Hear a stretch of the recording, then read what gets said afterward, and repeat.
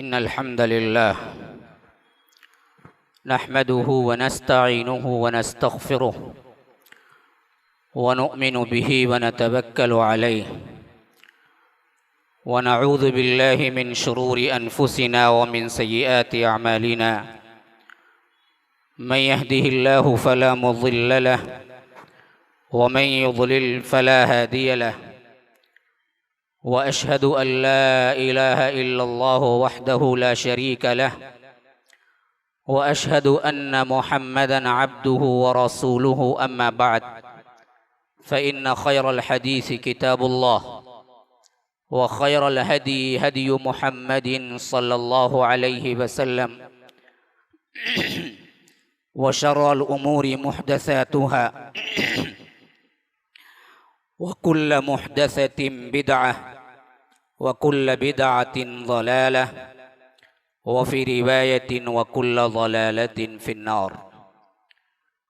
फ़अऊज़ु बिल्लाहि अस्समीइल अलीम मिनश शैतानिर रजीम मिन हमज़िहि व नफ़्सिहि व नफ़्ख़िहि। बिस्मिल्लाहिर रहमानिर रहीम। इन्ना अअतैनाकल कौसर फ़सल्लि लिरब्बिका वन्हर इन्न शानिअक हुवल अबतर। वक़ाल तआला लक़द जाअकुम रसूलुम मिन अनफुसिकुम अज़ीज़ुन अलैहि मा अनित्तुम हरीसुन अलैकुम बिल मुअमिनीना रऊफ़ुर रहीम। वक़ाल अयज़न वमा अर्सलनाक इल्ला काफ़्फ़तन लिन्नासि बशीरन व नज़ीरा। वक़ाल तआला वमा अर्सलनाक इल्ला रहमतन लिल आलमीन।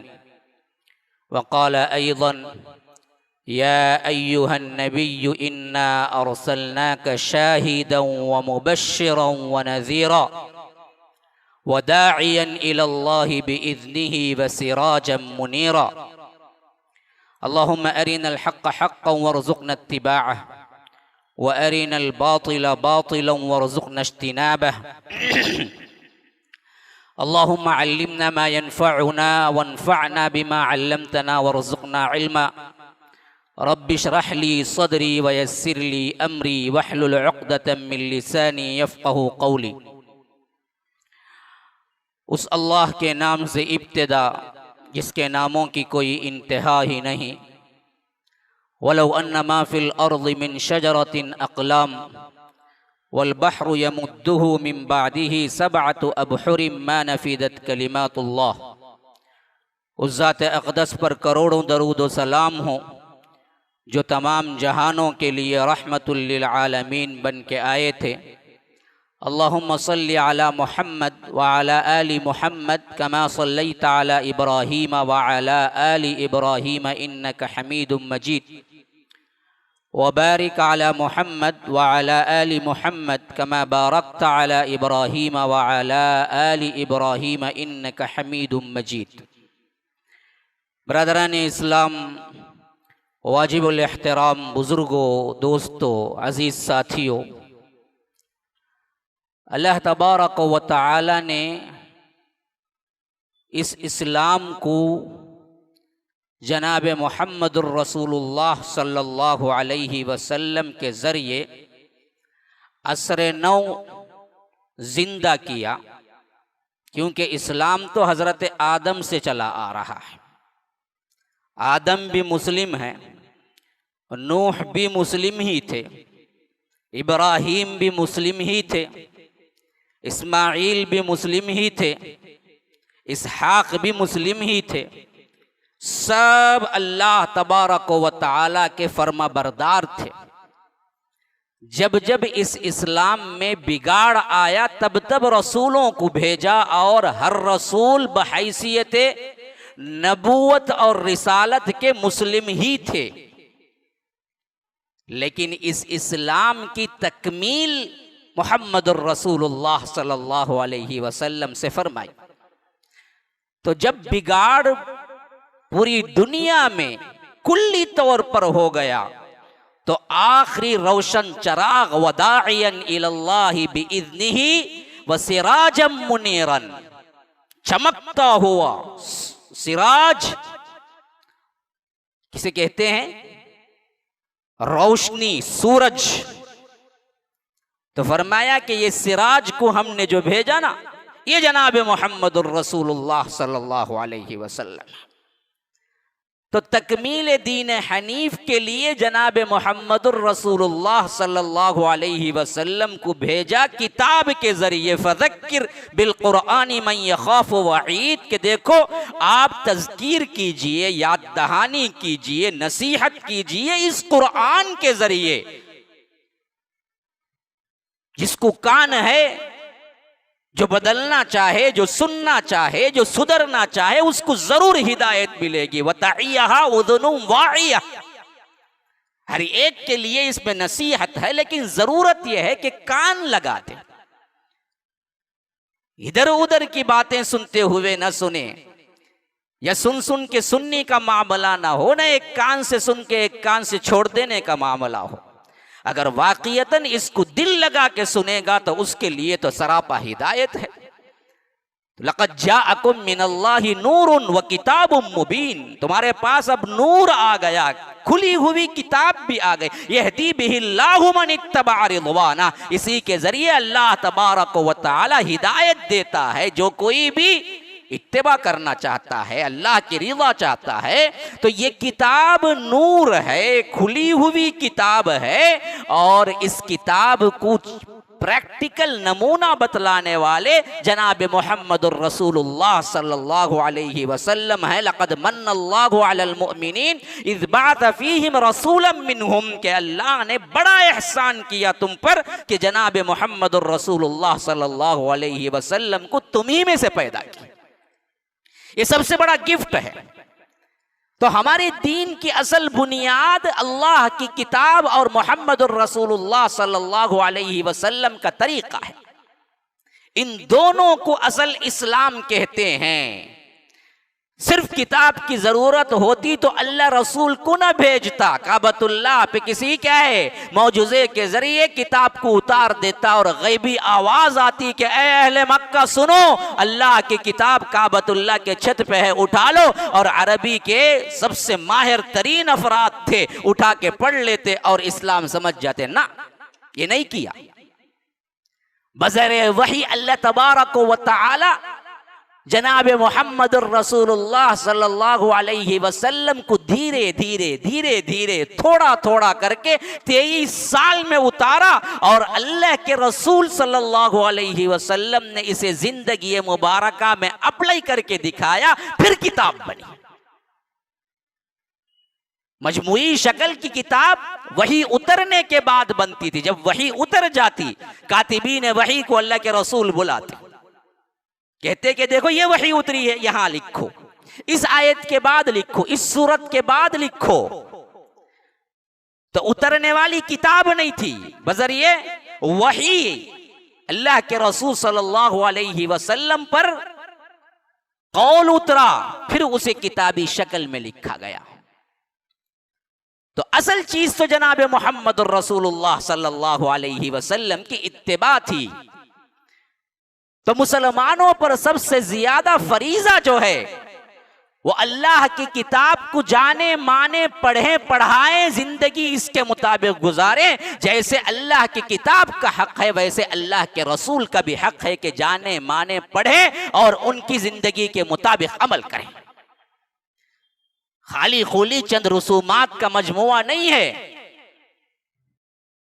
चंद चीजों के एतबार से क्या ईद मिलाद मना लिए, इसी तरह यौम बदर मना लिया, इसी तरह फतेह मक्का का दिन मना लिया, फलां कर लिया, ये दरअसल रस्मन नहीं आई है।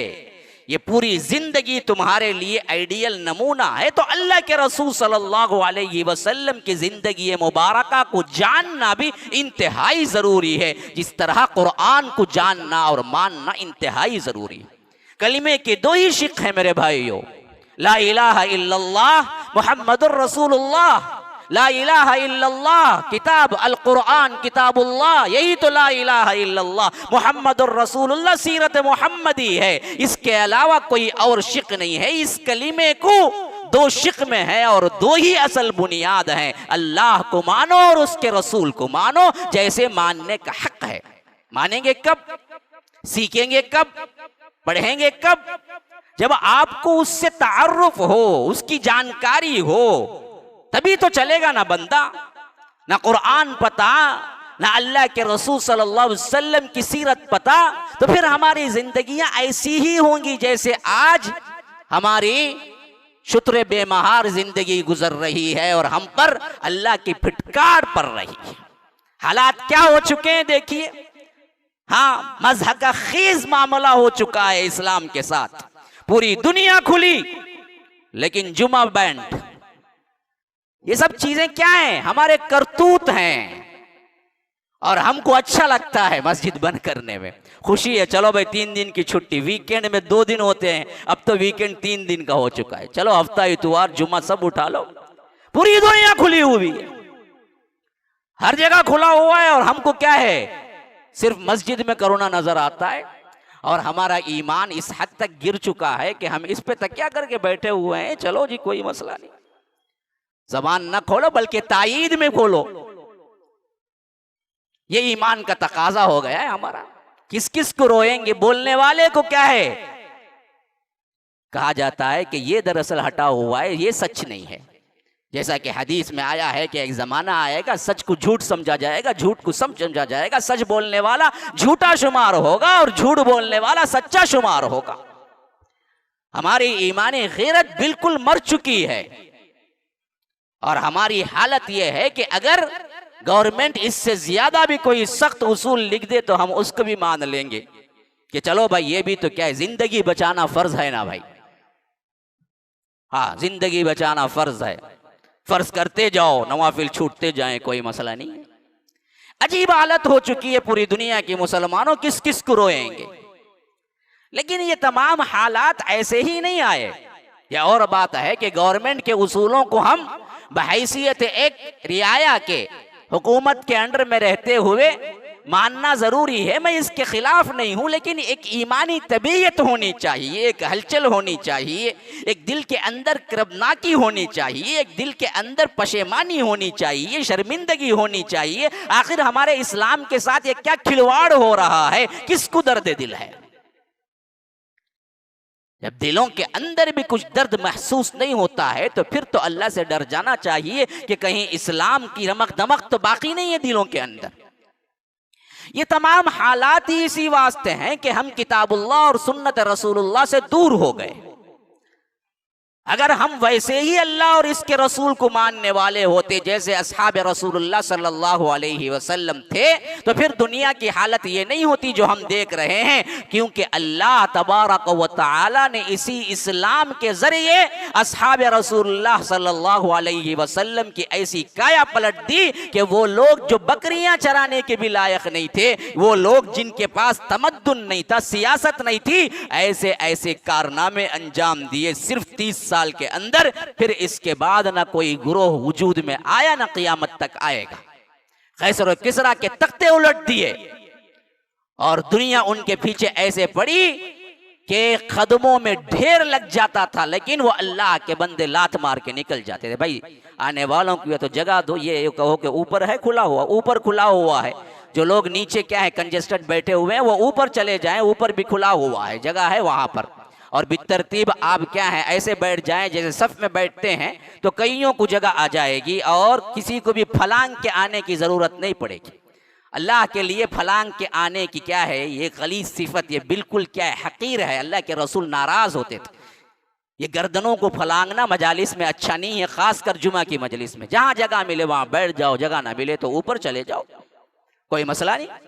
तो बेहतर यह है कि हम अल्लाह के रसूल सल्लल्लाहु अलैहि वसल्लम की जिस जिंदगी मुबारका को आइडियल नमूना करार दिया उसको पढ़ें, समझें, सीखें और उस पर अमल करें तो हमारे हालात तब्दील हो जाएं। जैसे हालात अरब के उस दौर में बद्दू लोगों के तब्दील हो गए ना जी। हाँ, वो लोग जो किसी यूनिवर्सिटी में नहीं पढ़े थे लेकिन ऐसी खिलाफत की कि आज तक उनकी खिलाफत को सिर्फ मुस्लिम ही नहीं है, गैर मुस्लिम भी महसूस कर रहे हैं कि आज दुनिया की नजात अगर किसी में है तो वो अबू बकर और उमर जैसी खिलाफत में है। हाँ, ये बात होनी चाहिए। अल्लाह के रसूल सल्लल्लाहु अलैहि वसल्लम, आप हैरान रह जाएंगे, उनकी सीरत मुबारका लिखने वालों में सिर्फ और सिर्फ मुसलमान नहीं है, बल्कि हर मजहब के मानने वालों ने अल्लाह के रसूल पर कलम उठाया और लिखा सल्लल्लाहु अलैहि वसल्लम। बल्कि बाजों ने तो बरकत के लिए लिखा और बाजों ने तो इत्तेखाद में लिखा और साफ लिखा कि हम इनकी शख्सियत पर इस वास्ते लिखा कि ये सबसे बेहतरीन इंसान थे, ये ऐसे इंसान थे जिनकी जिंदगी में उनकी बायोग्राफी लिखना मेरे लिए सआदत है। ये मुस्लिम नहीं है, गैर मुस्लिम ने लिखा, हजारों ने लिखा। अभी मैं एक किताब पढ़ रहा था, हमने क्यों इस्लाम का इंतखाब किया, तकरीबन क्या है 500 से ज्यादा अफराद अपनी आप बीती लिखे हैं, अपनी जिंदगी लिखे हैं, हमने खुद अज खुद क्यों इस्लाम कबूल किया। और उनमें मैं पढ़ने वालों में नोट किया कि सबसे ज्यादा अफराद यही लिखे हैं कि हमने जब सीरतुन नबी का मुताला किया तो आखिर मानना पड़ा कि ऐसा नबी किसी और मजहब में नहीं है, न ईसाइयत में है, न यहूदियत में है, न बुद्ध मत में है, न हिंदू मत में है। आखिरकार हम अपने मजहबों को छोड़ना पड़ा सिर्फ और सिर्फ सीरतुन नबी पढ़ने से। हैफ है हम मुसलमानों पर, हम कितना पढ़े हैं, हम कितना पढ़े हैं। उन्होंने किताबें छान डाली और किताबें पढ़ के उसमें से तज्जिया करके हिदायत पर आए कि फला वक्त में मोहम्मद रसूलुल्लाह ने जो फैसला किया, ये फैसला मुझे बहुत पसंद आया, इस वास्ते मैं इस्लाम कबूल करता हूं। हाँ, बड़े बड़े लोगों ने, गैर मुस्लिम हजरात ने सबसे ज्यादा सीरतुन नबी का मुताला किया है। और इसमें लिखने वालों ने, बहुत से गैर मुस्लिम ने इस हद तक लिखा कि गोया कि उन्होंने अपने एतबार से एक हक अदा कर दिया। दी 100 की किताब मशहूर तरीन है माइकल हार्ट की, जिसने तारीख के सबसे पावरफुल इंसान 100 अफराद की किताब लिखी, तो उसमें सबसे पहला नंबर मोहम्मद रसूलुल्लाह सल्लल्लाहु अलैहि वसल्लम को दिया था ईसाई, और हजरत ईसा को तीसरा नंबर दिया। पूछने पर बताया कि ये एक वाहिद इंसान है, ये वाहिद शख्सियत है जिन्होंने दीन और दुनिया के हर मामले में बिल्कुल मुमताज नजर आते हैं। इस तरह कामिल शख्सियत किसी और की नहीं थी। मैंने हजारों लोगों की जिंदगियां पढ़ डाली, आखिर में फैसला यही किया कि अव्वल नंबर पे जनाब मोहम्मद रसूलुल्लाह सल्लल्लाहु अलैहि वसल्लम को रखा जाए। हमने कितना पढ़ा, हम क्यों नहीं तिलावत करते, हम क्यों नहीं मुताला करते सीरत का, हम क्यों नहीं जानते अल्लाह के रसूल सल्लल्लाहु अलैहि वसल्लम को, उनकी जिंदगी को, उनके खानदान को। तारुफ वहीं से शुरू होता है ना जी। आपका खानदान कबीला क्या है, आप कहां से हैं, आपके भाई बहन कौन है, माँ बाप कौन है, बताइए। हमारे पास कितनी वाकिफियत है अल्लाह के रसूल सल्लल्लाहु अलैहि वसल्लम के खानदान की। अल्लाह के रसूल सल्लल्लाहु अलैहि वसल्लम के कितने बेटे हैं, कितनी बेटियां हैं, कितनी बीवियां हैं। अल्लाह के रसूल सल्लल्लाहु अलैहि वसल्लम ने किन किन से दूध पिया, कितनी माएं हैं, रवाई माएं। कहां है हमको मालूम, कहां पढ़ते हैं हम, कहां हम उसके लिए तगदो करते हैं, कहां सीरत का मुताला करते हैं। तो इसी वास्ते मैंने सीरतुन नबी का एक सिलसिला जुमा की सीरीज में शुरू किया, लेकिन बाज वजह से उसको कंटिन्यू नहीं कर सका, क्योंकि ये लॉकडाउन के मसाइल थे। लेकिन देखा कि अगर बैठ जाऊं तो शायद ये लॉकडाउन क़यामत तक नहीं खुलेगा, नऊज़ु बिल्लाह। तो सोचा कि उसको ही कंटिन्यू किया जाए। आखिर कब तक इंतजार हो।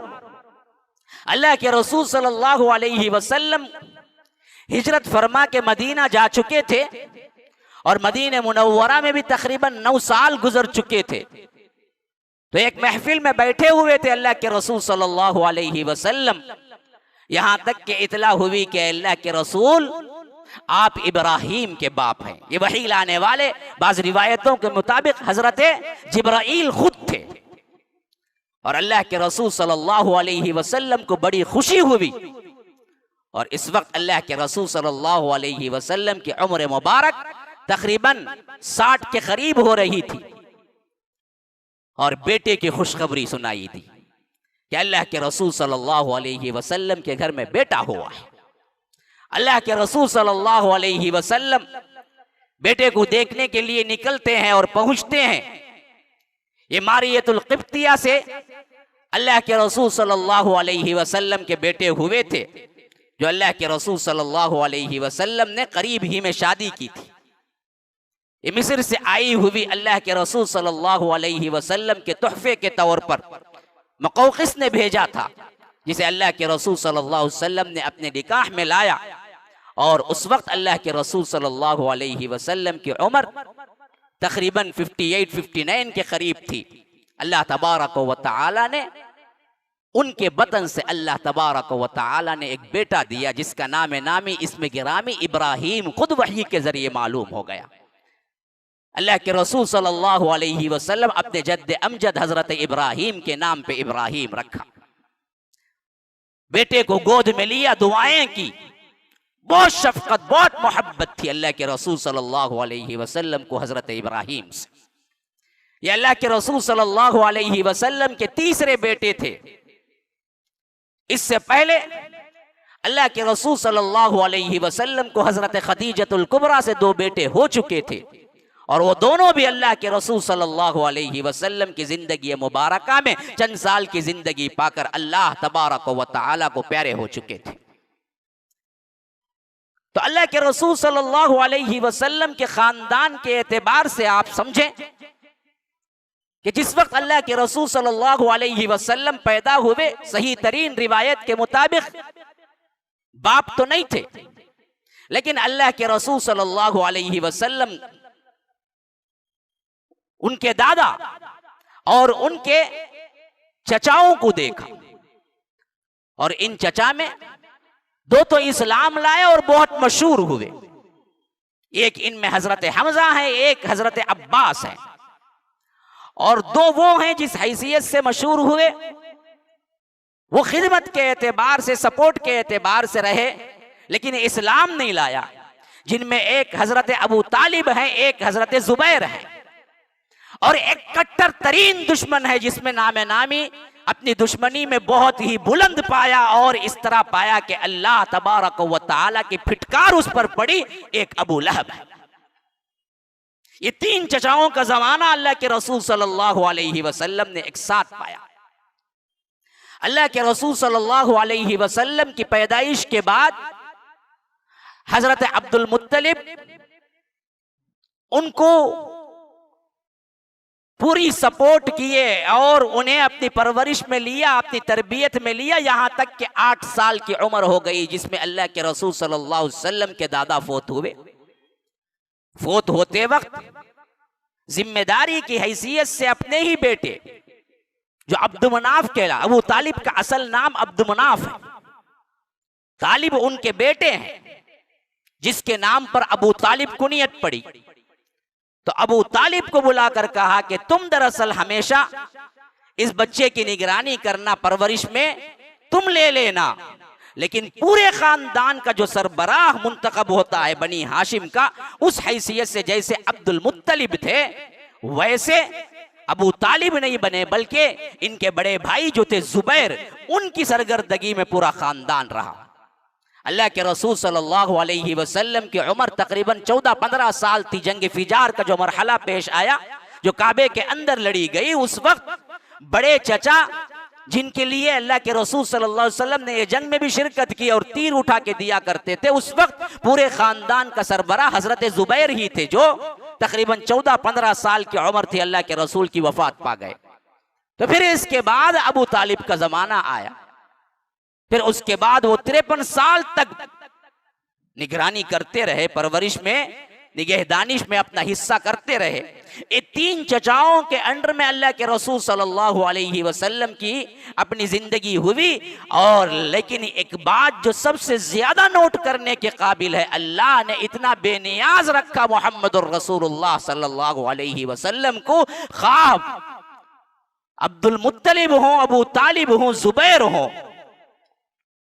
इनमें से किसी चचा ने अल्लाह के रसूल पर कोई अपनी जाती मिल्कियत से खर्च नहीं किया, क्योंकि अब्दुल्लाह जो अल्लाह के रसूल सल्लल्लाहु अलैहि वसल्लम के अब्बा थे, उन्होंने मीरास छोड़ के गए थे। उनका तरका अपना था, उनका अपना घर था, लौंडी थी, जायदाद थी, सामान था। किसी ने अपना एक भाई मोहम्मदुर रसूलुल्लाह सल्लल्लाहु अलैहि वसल्लम पर खर्च नहीं किया, किसी चचा ने। अल्लाह के रसूल सल्लल्लाहु अलैहि वसल्लम के बाप ने जो तरका छोड़ा था उसी तरके से परवरिश हुई। अल्लाह ने बेनियाज रखा, किसी चचा ने कुछ नहीं दिया, हाँ निगहदानिश की, लेकिन पैसा जो उनका अपना था अब्दुल्लाह ने जो छोड़ के गए थे, जो अल्लाह के रसूल के वालिद हैं। इसी वास्ते हम देखते हैं कि पैसे के एतबार से उल्टा अल्लाह के रसूल सल्लल्लाहु अलैहि वसल्लम ने जिनकी तरबियत में रहे उनके बच्चों को लेकर खुद पाला, जिनमें से एक हजरत अली इब्न अबू तालिब है। ये अबू तालिब के बेटे हैं, लेकिन अबू तालिब कसीरुल अयाल थे, ज्यादा औलाद थी, तंगदस्ती थी। तो जैसे ही शुऊर पाया उन्होंने खुद अल्लाह के रसूल सल्लल्लाहु अलैहि वसल्लम ने आगे बढ़कर अपने चचा को लेकर जो हजरत अब्बास थे उन दोनों को लेकर अबू तालिब के पास पहुंचे और कहा कि आप कसीरुल अयाल हैं और आपके लिए तंगदस्ती भी है, आप ऐसा करें कि आप अपने बच्चों में से किसी एक को मुझे दे दें, किसी एक को अब्बास को दे दें, ताकि हम अपने लिहाज से परवरिश करें, अपना खर्चा उठाएं। तो अबू तालिब इसको मान गए थे। इसी वास्ते आपने देखा होगा सीरत के अंदर हजरत अली इब्न अबी तालिब को परवरिश के एतबार से अल्लाह के रसूल सल्लल्लाहु अलैहि वसल्लम ने किया, उनके घर में पले बड़े। और हजरत अब्बास ने हजरत अली के बड़े भाई जाफर, जिनको जाफर तैयार कहते हैं, उनको गोद लिया, तो वो वहां पले, ये यहां पले। तो बावजूद यतीम होने के बावजूद चचाओं की सरपरस्ती में रहने के अल्लाह ने उनको इतना गनी रखा हमेशा से कि किसी माली सपोर्ट की कभी जरूरत नहीं पड़ी मोहम्मदुर रसूलुल्लाह सल्लल्लाहु अलैहि वसल्लम को। जो भी मिला वो तरके में पैसा था, उसी से क्या है अल्लाह के रसूल सल्लल्लाहु अलैहि वसल्लम का खर्चा हुआ। और जब कमाने की उम्र को पहुंचे तो खुद अल्लाह के रसूल सल्लल्लाहु अलैहि वसल्लम मक्के के अंदर बकरियां चराई चंद क़ीरात के एवज। बुखारी की रिवायत के मुताबिक वो पैसे का कुछ हिस्सा था जिसे क़ीरात कहते थे, उसके एवज अल्लाह के रसूल ने काम किया। तो इस हैसियत से भी अल्लाह के रसूल सल्लल्लाहु अलैहि वसल्लम नौजवानी में भी माशी एतबार से किसी के लिए किसी की जरूरत के मुहताज नहीं रहे, बल्कि खुद भी काम किया। आज के नौजवानों को यह सबक होना चाहिए कि जॉब करना या काम करना या मेहनत करना या माश को ढूंढना कोई गलत चीज नहीं है, हलाल चीज है, बल्कि उसी में अपने आप को सबसे ज्यादा मुस्तहकम करने की कोशिश करो। किसी पे तकिया करके ना बैठ जाओ, खा वो तुम्हारे अपने रिश्तेदारी क्यों ना हो। मेहनत करो, मेहनत करो, अपने पांव पे खड़े होने की कोशिश करो। ये तुम्हारे अंदर बुलंद हिम्मती पैदा करेगा, ये तुम्हारे अंदर कुछ बनने की सलाहियत पैदा करेगा और तुम्हारे मुआशरे और तुम्हारे रिश्तेदारों के अंदर तुम्हारी हैसियत को वाज़े करेगा। इस्लाम पर चलने और इस्लाम की दावत और तबलीग देने के लिए ये इस्तेहकाम बहुत ज़रूरी है, जो आज के नौजवान इस्लाम के नाम पे भूल जा रहे हैं। अल्लाह के रसूल सल्लल्लाहु अलैहि वसल्लम के इन चचाओं, इन खानदान के एतबार से ये बातें जहन में रखते हुए आगे आइए। खानदानी एतबार से अल्लाह के रसूल सल्लल्लाहु अलैहि वसल्लम को शादी के बाद जो पहली शादी मशहूर तरीन रिवायत के एतबार से 25 साल और हजरत खदीजतुल कुबरा से हुई, जिनकी उम्र 40 साल है, जिस पर बहुत से गैर ज़रूरी इल्ज़ामात लगे गए हैं। और जिन्होंने चाहा कि इन रिवायतों को तब्दील कर दें, वो अजीब किस्म की मंतिक लाते और कहते हैं कि अगर 40 में हुई फिर इसके बाद 6 बच्चे हुए तो क्या कोई औरत 50 साल की उम्र तक बच्चा जनेगी? तो इस वास्ते हजरत खदीजा की उम्र को कम करके पेश करे। कोई कहता है कि 30 साल में हुई, कोई कहता है कि 25 साल में हो गई, कोई कहता है कि अगर बहुत ज्यादा अगर हम ले भी लें तो हम 35 साल की रिवायत को मान सकते हैं, 40 साल तो हरगिज नहीं होगा, क्योंकि अगर 40 साल में हुआ फिर इसके बाद वक्फे वक्फे से बच्चे हुए हों तो तकरीबन 15 या 12 साल तो लग जाते हैं। तो 55 या 50 की उम्र में कोई बच्चा जनती है? याद रखिए, ये बिल्कुल गलत बात है। सही तरीन रिवायतें इसी बात की शाहिद हैं कि 40 साल ही में हुई। अरब की औरतों को अल्लाह तबारक व तआला ने यह कुव्वत दिया था और सबसे पहला बच्चा मर्द बच्चा पैदा हुआ जिसका नाम कासिम था, जिसके नाम पर अल्लाह के रसूल ने अपनी कुनियत रखी अबुल कासिम, जो चंद दिनों के अंदर या चंद सालों के अंदर अल्लाह तबारक व तआला को प्यारे हो गए, वफात हो गई। फिर इसके बाद हजरत ज़ैनब पैदा हुई, सबसे बड़ी बेटी। फिर इसके बाद अब्दुल्ला जिनका लक़ब ताहिर था। फिर इसके बाद रुक़ैया, फिर इसके बाद उम्मे कुलसूम, फिर इसके बाद फातिमा। बाज रिवायतों में है कि फिर इसके बाद रुक़ैया, फिर इसके बाद फातिमा, फिर इसके बाद उम्मे कुलसूम। लेकिन सही तर रिवायत है हजरत फातिमा ही आखिरी बेटी थी बेटियों में। इनकी विलादत के बाद अल्लाह के रसूल सल्लल्लाहु अलैहि वसल्लम ने वो तमाम मराहिल पार किए जो दावती मरहलों के अंदर हमें नजर आता है। और इन बेटियों का किरदार भी हमें नजर आता है कि सबसे ज्यादा जिन्होंने तकलीफें उठाई और जिनको अल्लाह के रसूल ने फरमाया ये मेरी वो बेटी है जिसको दीन के इवज सताया गया, वो हजरत ज़ैनब है। हाँ, हजरत फातिमा का अपना बड़ा हिस्सा है, लेकिन इस मामले में हमारे साथ कुछ बेइंसाफी हुई कि हमने सिर्फ हजरत फातिमा के नाम को याद रखा, वरना तो हदीस के अल्फाज हैं कि हजरत ज़ैनब मेरी वो बेटी हैं जो इस्लाम के खातिर बावजूद ये कि वो अल्लाह के रसूल की बेटी हैं, लेकिन बड़ी बड़ी मुसीबतें उठाई। उनमें से एक मर्तबा सवारी से गिर पड़ी, एक मर्तबा हमल जाता रहा उनका। इतनी बड़ी बड़ी मुसीबतें हजरत ज़ैनब के हिस्से में आई जो अल्लाह के रसूल सल्लल्लाहु अलैहि वसल्लम की सबसे बड़ी बेटी हैं। अल्लाह के रसूल सल्लल्लाहु अलैहि वसल्लम के अपने बेटे और बेटियों के अलावा सबसे अहम तरीन खानदान का हिस्सा कौन है पता है? जिनको इन बदबख्शियों ने अल्लाह ताला गारत करे, इन बदबख्तों को जिन्होंने खानदान नबवी से निकाल फेंका, वो है अल्लाह के रसूल सल्लल्लाहु अलैहि वसल्लम की बीबियां। इन बदबख्तों ने सबको निकाल फेंका और कहा कि अहले बैत कौन है? फातिमा, हसन, हुसैन। बदबख्तों, अल्लाह से डरो। अल्लाह ने जब कहीं भी अहले बैत का जिक्र किया, कुरान में 3 जगह अहले बैत का लफ्ज आया है। अहले बैत का लफ्ज बीवी के लिए इस्तेमाल किया। हाँ, सूरह ताहा में हजरत मूसा के लिए जब जिंदगी मुबारका का इब्तिदाई हिस्सा अल्लाह बयान करता है, जब वो निकले आग को देखा तो अपने बीवी को वहां रुकाया तो लफ्ज आया इज़ क़ाल ली अहलिहिम कुसू। अपने अहल से कहा। कौन थे उस वक्त अहल? अहले बैत कौन थे? कोई नहीं सिवाय बीवी के, हजरत मूसा के। अपनी बीवी से कहा कि यहां रुको, मैं आग देखा हूं। तो कुरान में 3 जगह अहले बैत आया है, तीनों जगह इशारा अहले बैत से बीवी मुराद है। हाँ, वज़कुरना मा युतला अलैकुम, सूरह अहज़ाब के अंदर अल्लाह तबारक व तआला ने फरमाया अहलल बैत, वहां पर भी बीबियां मुराद है। लेकिन इन शियों ने सुन्नियों के जहनों को भी इतना मुतासिर किया, इतना मुतासिर किया, आज हमारे जहन में भी अहले बैत का लफ्ज आता है तो सिर्फ बेटी और बच्चे आते हैं, हजरत फातिमा, हसन, हुसैन। इसके अलावा किसी का हमें मालूम भी, बाद शियों ने इसमें और जराअत करके कह दिया कि अल्लाह के रसूल की कोई बेटी ही नहीं है सिवाय फातिमा की। तारीख को सबको मस कर दिया। हालांकि अगर बेटियों की औलाद भी अहले बैत है तुम्हारे नजर में, तो हजरत ज़ैनब की भी एक बेटी थी उमामा, जिनके बारे में हदीस में आता है कि गोद में उठा के नमाज पढ़ाई अल्लाह के रसूल ने। गोद में, इतना प्यार इतना करते थे कि गोद में उठा के नमाज पढ़ाई हजरत उमामा को। हाँ, जब सजदे में जाते थे तो रख देते थे, फिर क़ियाम में उठते थे तो अपने गोद में उठा लेते थे। इतना प्यार था। हजरत ज़ैनब की बेटी थी। हाँ, लेकिन उनका भी जिक्र नहीं है। याद रखिए, अहलुल बैत का सबसे अहम तरीन इतलाक बीबियों पे होता है, और अल्लाह के रसूल सल्लल्लाहु अलैहि वसल्लम के खानदान में तमाम बीबियों को फरमाया गया कि उम्महातुल मोमिनीन हैं, ये तुम्हारी माएँ हैं, उनको अजमत दो। और इनमें भी फरमाया कि 4 औरतें वो हैं।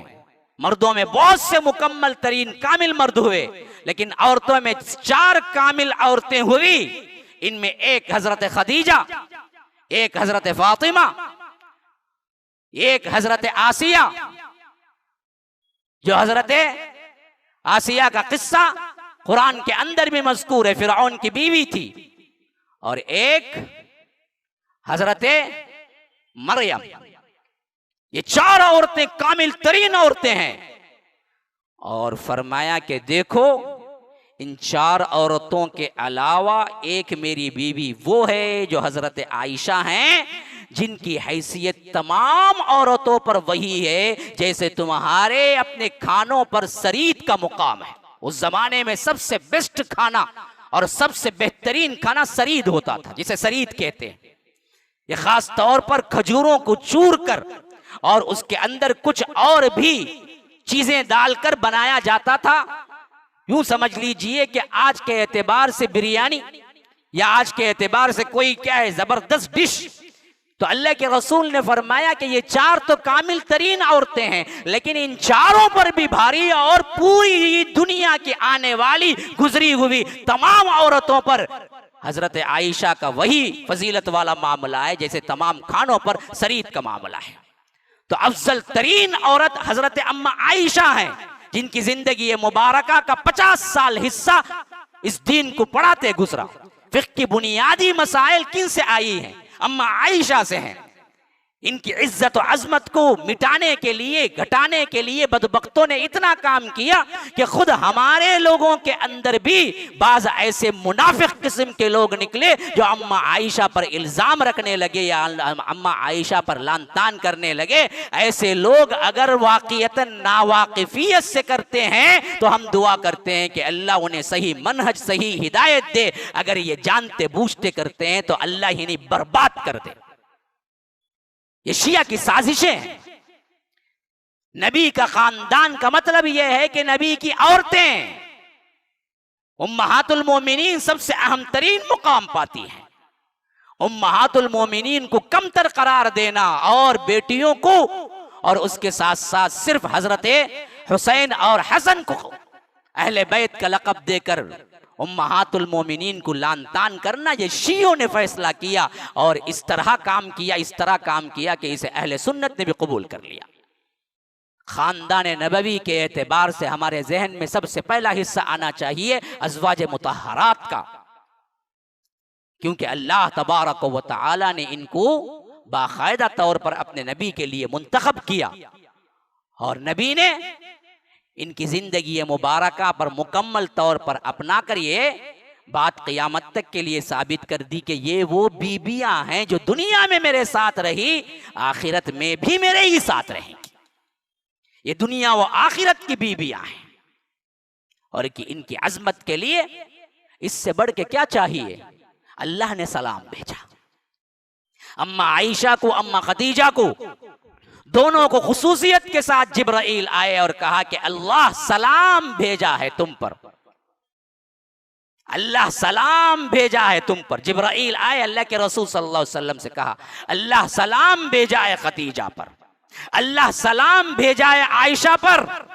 और अल्लाह के रसूल सल्लल्लाहु अलैहि वसल्लम ने फरमाया कि लोगों सुनो, किसी की चादर में मुझ पर वही नहीं आती सिवाय आयशा के। आयशा के साथ मैं एक चादर में रहूं तो भी अल्लाह की वही आती है, इतनी पाकबाज है आयशा। ये अम्मा आयशा की मदह है, तारीफ है। इसको गिराने के लिए बदबख्तों ने एडी चोटी का जोर लगाया। अली मिर्जा नामी एक मुनाफिक बैठा हुआ है, इसने तो क्या है अजीब अजीब फलसफे गाड़े हैं। याद रखिए, जिन्होंने असहाब रसूलुल्लाह सल्लल्लाहु अलैहि वसल्लम पर गालियां कसी, उनका ईमान खतरे में है। अगर वो नावाकिफियत से करते हैं तो हम हिदायत की दुआ करते हैं, अगर ये जानते बूझते करते हैं तो अल्लाह इन्हें हलाक व बर्बाद करता है। हदा व बिल्लाहि तौफीक सल्लल्लाहु वसल्लम अला नबिय्यिना मुहम्मद। अस्अलुल्लाह ली व लकुम व लिसाइरिल मुस्लिमीन मिन कुल्ली ज़ंबिन फस्तगफिरूह इन्नहु हुवल गफूरुर रहीम।